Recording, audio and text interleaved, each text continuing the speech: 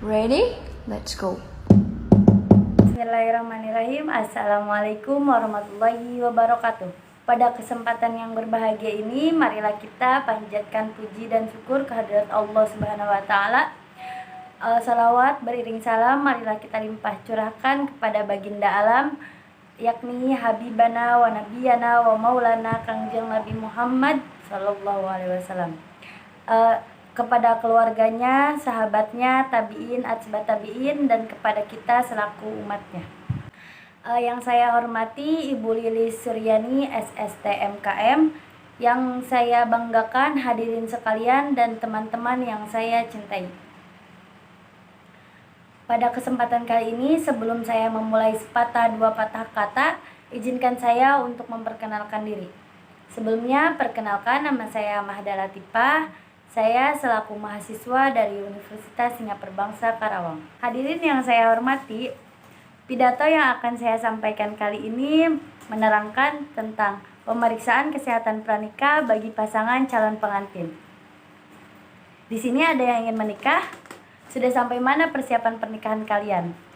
Para pasangan calon pengantin akan disibukkan dengan berbagai persiapan, mulai dari pemilihan tempat, acara, catering, hingga pakaian. Namun, banyak calon mempelai yang justru tidak menyadari pentingnya pemeriksaan pranikah. Hal melakukan premarital check up atau pemeriksaan kesehatan pranikah dan imunisasi tetanus toxoid justru menentukan masa depan pernikahan loh. Melakukan premarital check up atau pemeriksaan kesehatan pranikah dapat mengenal atau mendeteksi kondisi, resiko, maupun riwayat masalah kesehatan yang dimiliki pasangan. Tidak menularkan pada pasangannya atau menurunkan kepada anaknya. Hasil yang diharapkan adalah dapat melakukan upaya pencegahan dan penanganan sedini mungkin.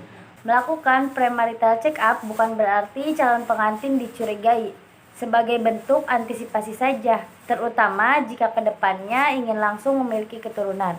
Pasalnya, faktor kesehatan akan sangat mempengaruhi reproduksi kedua belah pihak, baik itu dari sisi perempuan ataupun pria. Lingkungan yang semakin banyak tercemar makanan dan pola hidup yang tidak sehat menjadi penyebab semakin banyak bermunculan penyakit. Maka dari itu, setiap pasangan yang hendak menikah dianjurkan untuk melakukan tes kesehatan pranikah, khususnya kaum perempuan. Nah, selain pemeriksaan kesehatan pranikah, ada informasi penting terhadap imunisasi tetanus toxoid atau suntik tetanus. Para calon pengantin perempuan sebaiknya jangan meremehkan pentingnya suntik tetanus toxoid sebelum menikah. Tetanus toxoid ini sudah diwajibkan pemerintah sejak tahun 1986 sebagai persyaratan di kantor urusan agama atau KUA. Biar kamu, khususnya para perempuan, lebih paham kenapa harus banget sih suntik tetanus toxoid, khususnya sebelum menikah. Banyak orang yang masih belum tahu apa itu suntik tetanus toxoid. Suntik tetanus toxoid adalah tindakan memasukkan bakteri tetanus toxoid yang telah dinonaktifkan. Cara ini akan membuat tubuh lebih kebal terhadap infeksi tetanus karena sudah belajar membuat antibodi terhadapnya. Ini yang saya hormati, seberapa bahayakah penyakit tetanus itu? Tetanus adalah penyakit yang disebabkan oleh Clostridium tetani. Biasanya bakteri ini ditemukan di tempat-tempat kotor, tanah, debu, kotoran hewan, dan kotoran manusia, serta besi berkarat. Bakteri ini masuk ke tubuh melalui luka yang terbuka, lalu mengeluarkan racun yang bisa merusak sistem saraf dan sumsum tulang belakang loh. Kondisi semacam ini dianggap cukup parah karena bisa merobek otot, menyebabkan tulang retak, tekanan berat pada tulang belakang, hingga melemahkan otot pernapasan dan berujung kematian. Maka dari itu, penting sekali bagi perempuan untuk mendapatkan suntik tetanus toxoid sebelum menikah. Kenapa sih sebelum menikah? Alasannya, setelah menikah, ketika pasangan melakukan hubungan suami istri pertama kalinya, umumnya alat kelamin perempuan mengalami luka akibat robeknya selaput darah. Luka inilah yang bisa jadi jalan masuk bakteri penyebab tetanus itu. Nah, Vaksinasi tetanus pada perempuan yang hendak menikah akan meningkatkan ketebalan tubuh dan infeksi tetanus. Hadirin yang saya hormati, bukan hanya bagi pasangan pranikah, suntik tetanus toksoid juga dianjurkan bagi ibu hamil, khususnya kehamilan pertama, untuk mewariskan antibodi terhadap infeksi tetanus pada bayinya. Tidak hanya penting untuk ibu hamilnya saja, vaksin tetanus toksoid juga penting untuk bayinya karena dapat mencegahnya terkena tetanus. Bukankah bayi selalu memiliki luka di pusarnya setelah lahir? Luka inilah yang bisa menjadi pintu masuk bakteri tetanus. Kapan saja sih jadwal suntik tetanus toksoid untuk calon pengantin?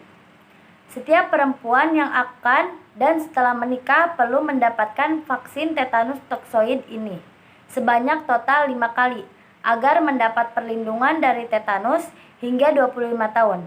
Namun semua itu dilakukan secara bertahap. Jadwalnya biasanya dimulai sebulan sebelum menikah hingga sekitar 2 tahun sesudah itu. Berdasarkan Kemenkes RI, pemeriksaan tetanus toksoid pertama tidak harus sebulan, namun usahakan 2 minggu sebelum menikah agar ada waktu bagi tubuh untuk membentuk antibodi. Untuk pemeriksaan tetanus toksoid kedua yaitu sebulan setelah TT pertama, guna efektif melindungi hingga 3 tahun ke depannya. Untuk TT ketiga yaitu 6 bulan sesudah tetanus kedua, efektif melindungi sampai 5 tahun berikutnya. Dan untuk suntik keempat, 12 bulan pasca tetanus, suntik tetanus ketiga, lama pelindungannya yaitu 10 tahun. Dan untuk suntik tetanus toksoid kelima yaitu 12 bulan setelah suntik tetanus toksoid keempat, mampu melindungi hingga 25 tahun. Ini yang saya hormati, tentunya kalian bertanya-tanya, di mana kita bisa suntik tetanus toksoid bagi calon pengantin? Suntik tetanus toksoid untuk calon pengantin dapat dilakukan di puskesmas, rumah sakit, atau bidan praktik mandiri. Setelah selesai melakukannya, calon pengantin akan menerima surat keterangan sudah melakukan vaksin. Surat ini bisa dilampirkan saat mengajukan persyaratan pranikah lainnya nanti. Nah, untuk menjawab kegalauan hadirin sekalian seputar informasi kesehatan menjelang pernikahan, kalian bisa langsung datang ke puskesmas dan klinik terdekat lainnya. Sekian pidato yang dapat saya sampaikan, kurang lebihnya mohon dimaafkan. Semoga dapat memberikan pengetahuan dan manfaat bagi kita semua. Wabillahi taufiq wal hidayah. Wassalamualaikum warahmatullahi wabarakatuh.